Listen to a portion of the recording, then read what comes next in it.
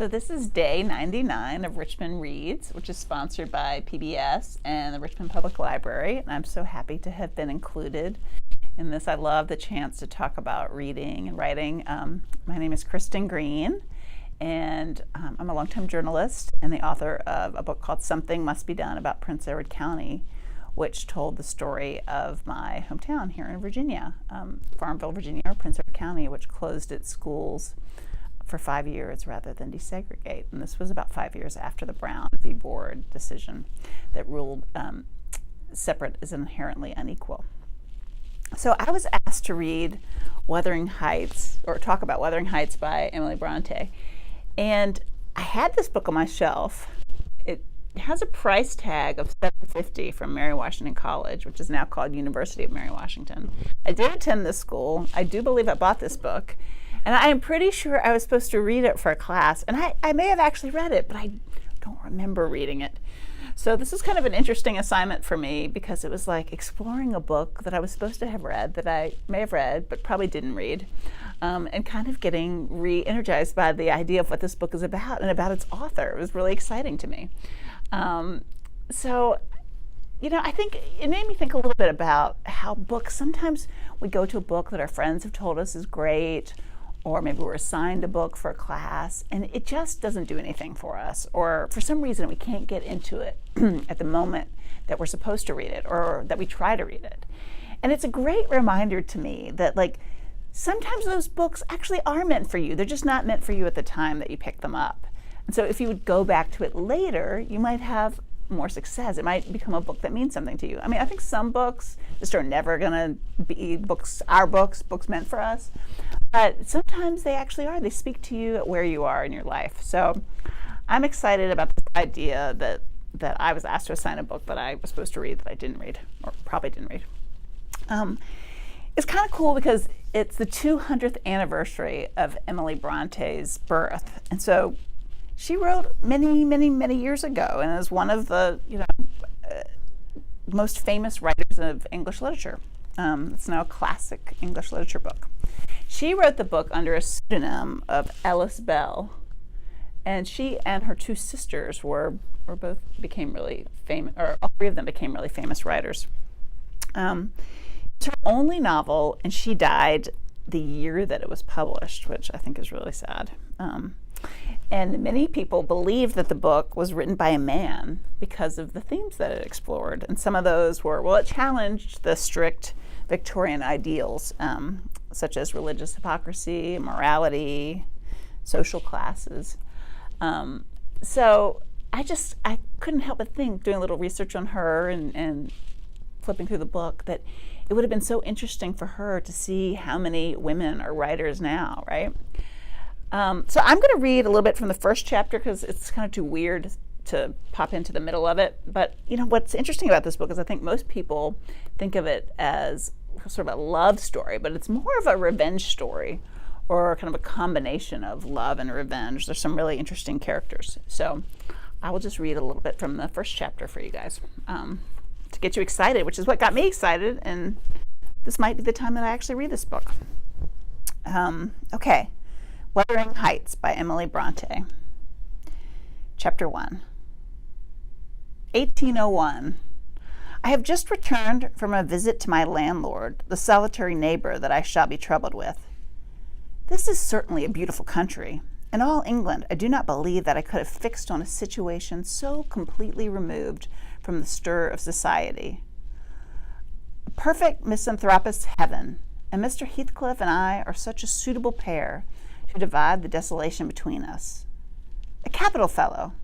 He little imagined how my heart warmed towards him when I beheld his black eyes withdraw so suspiciously under their brows as I rode up, and when his fingers sheltered themselves with a jealous resolution still further in his waistcoat as I announced my name.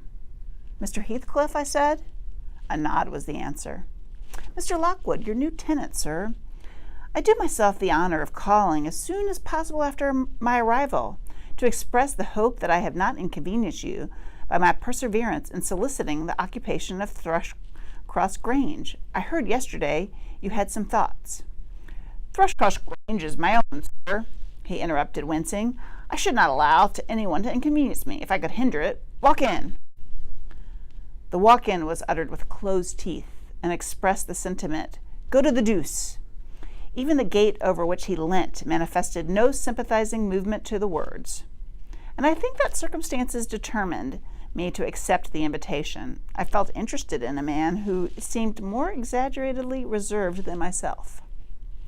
When he saw my horse's breast fairly pushing the barrier, he did pull out his hand to unchain it, and then sullenly preceded me up the causeway, calling as we entered the court, "Joseph, take Mr. Lockwood's horse, and bring up some wine." Here we have the whole establishment of domestics, I suppose, was the reflection suggested by this compound order. No wonder the grass grows up between the flags, and cattle are the only hedge cutters. Joseph was an elderly man, nay, an old man, very old, perhaps, though hale and sinewy. "The Lord help us," he soliloquized in an undertone of peevish displeasure, while relieving me of my horse, looking, meantime, in my face so sourly that I charitably conjectured he must have need of divine aid to digest his dinner, and his pious ejaculation had no reference to my unexpected advent. Wuthering Heights is the name of Mr. Heathcliff's dwelling, wuthering being a significant provincial adjective descriptive of the atmospheric tumult to which its station is exposed in stormy weather. Pure, bracing ventilation they must have up there at all times indeed. One may guess the power of the north wind blowing over the edge by the excessive slant of a few stunted firs at the end of the house, and by a range of gaunt thorns all stretching their limbs one way, as if craving alms of the sun. Happily, the architect had foresight to build it strong. The narrow windows are deeply set in the wall, and the corners defended with large jutting stones. Before passing the threshold, I paused to admire the quantity of grotesque carving lavished over the front, and especially about the principal door, above which, among a wilderness of crumbling griffins and shameless little boys, I detected the date 1500 and the name Hareton Earnshaw. I would have made a few comments and requested a short history of the place from the surly owner, but his attitude at the door appeared to demand my speedy entrance, or complete departure, and I had no desire to aggravate his impatience previous to inspecting the penetralium. One step brought us to the family sitting room without any introductory lobby or passage. They call it here the house, preeminently. It includes kitchen and parlor, generally.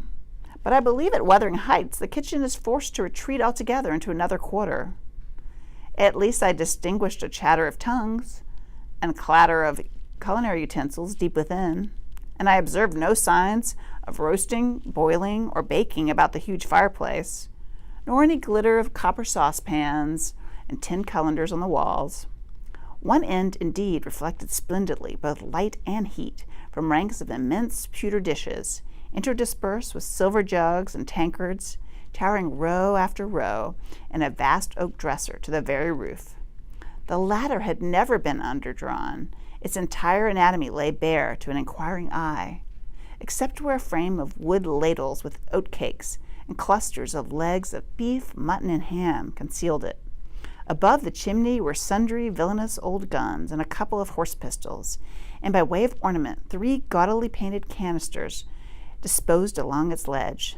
The floor was of smooth white stone, the chairs high-backed, primitive structures, painted green, 1 or 2 heavy black ones lurking in the shade. In an arch under the dresser reposed a huge liver-colored bitch pointer, surrounded by a swarm of squealing puppies, and other dogs haunted other recesses. The apartment and furniture would have been nothing extraordinary as belonging to a homely northern farmer with a stubborn countenance and stalwart limbs, set out to advantage in knee breeches and gaiters. Such an individual, seated in his armchair, his mug of ale frothing on the round table before him, is to be seen in any circuit of 5 or 6 miles among these hills, if you go at the right time, after dinner. But Mr. Heathcliff forms a singular contrast to his abode and style of living. He is a dark-skinned gypsy, in aspect, in dress and manners a gentleman, that is as much a gentleman as many a country squire, rather slovenly perhaps, yet not looking amiss with his negligence, because he has an erect and handsome figure, and rather morose. Possibly some people might suspect him of a degree of underbred pride. I have a sympathetic chord within that tells me it is nothing of the sort. I know by instinct his reserve springs from an aversion to showy displays of feeling, to manifestations of mutual kindness. He'll love and hate equally under cover, and esteem it a species of an impertinence to be loved or hated again. No, I'm running too fast. I bestow my own attributes over-liberally on him. Mr. Heathcliff may have entirely dissimilar reasons for keeping his hand out of the way when he meets a would-be acquaintance to those which actuate me. Let me hope my constitution is almost peculiar. My dear mother used to say I should never have a comfortable home, and only last summer I proved myself perfectly unworthy of one. While enjoying a month of fine weather at the seacoast, I was thrown into the company of a most fascinating creature, a real goddess, in my eyes, as long as she took no notice of me. I never told my love vocally. Still, if looks have language, the merest idiot might have guessed I was over head and ears. She understood me at last, and looked a return, the sweetest of all imaginable looks. And what did I do? I confess it with shame. Shrunk icily into myself, like a snail, at every glance retired colder and farther, till finally the poor innocent was led to doubt her own senses, and overwhelmed with confusion at her supposed mistake, persuaded her mamma to decamp. By this curious turn of disposition, I have gained the reputation of a deliberate heartlessness.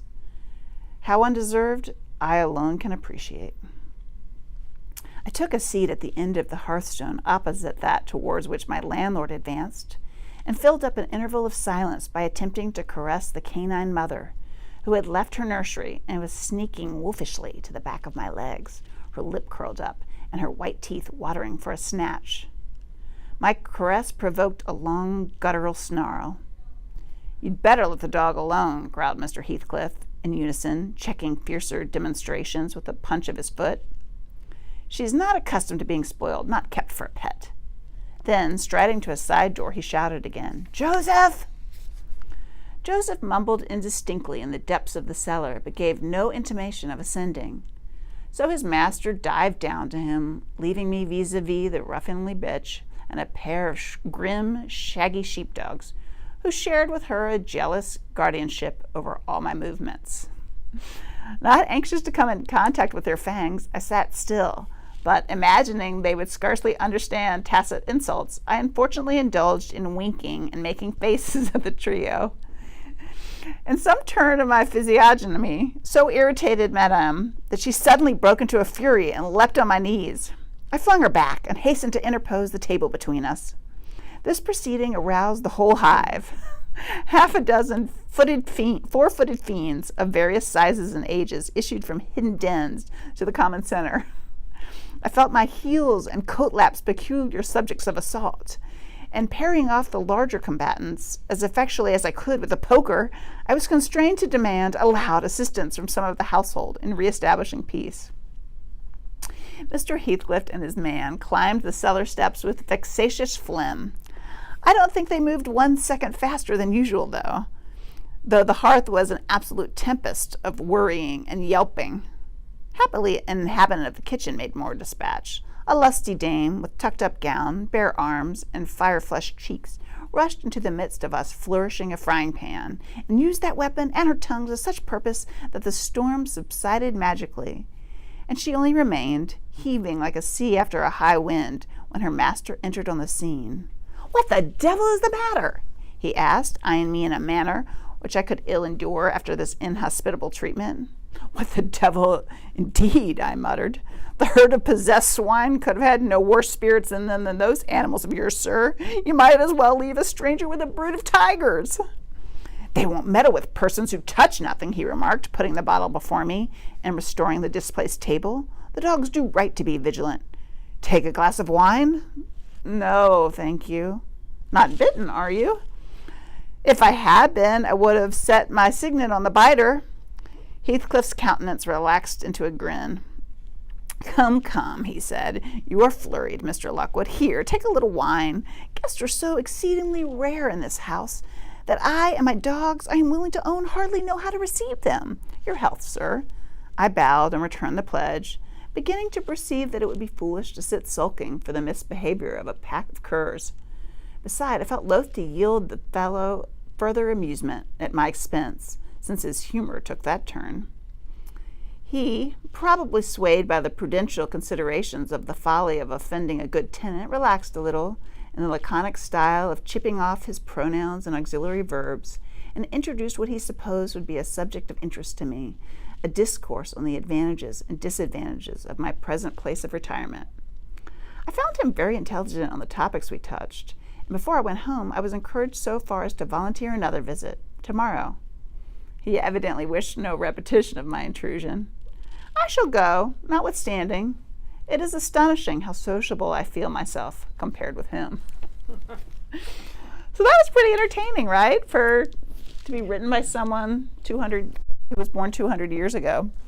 I actually really enjoyed it. And I want to learn more about Heathcliff, who is the person who seeks revenge in this book. So it should encourage me to pick it back up again. I think it's interesting to think of books as things that are sort of, fluid, or our interest in books at least is kind of fluid, that it can be changing. But I know the one thing that's for me, I've always been a reader, and I can kind of read in fits and starts. I'll get time in my life where I'm, reading audio books at the same time as traditional paper books, and I have several going at a time when I'm not really actively reading anything. But I think the constant has always been the love for books, and when I'm deep into one, I'm so engaged in it, and it makes me excited about everything else in life. And so libraries have been a huge gift for me, and I'm introducing myself to libraries because they're special places that nurture the love of reading and provide free reading materials for our whole community or place. And the Richmond Library in particular does so much to promote for local authors and to promote a variety of reading material. And that's something that I, the writer, really actively try to read a wide variety of perspectives. And I feel how refreshing that was for Emily Bronte. And people thought, that her writing was a male and how thrilling it would probably be for her to see how far women writers come and how many of us there are. But I still think that, there are a lot of people in particular who don't actively read female writers. And I think that we have to be conscious about what our reading lists look like, to try to read diverse set of writers, male and female. And also, I really try really hard to read writers of color. And I'm really intentional about my reading list in that way. And I encourage you to be that way too, because if you are more intentional about what you read, then you're introduced to things that you wouldn't normally come across. Concepts, kind of like traveling in a way, like you see the world through other people's eyes. And if you're only reading books that are written by people who look like you do, then you might not have that experience. So to have a broader, more educational and even a more interesting reading experience, I really recommend trying to be intentional about reading writers from kind of all walks of life, and a really diverse set of writers, male and female, and people from all backgrounds. I appreciate so much you guys taking time to listen to me today or to tune in for a few minutes, and I just want to encourage you to go to your local library, get a local library card, and read all you can, because it's the best. Thanks so much.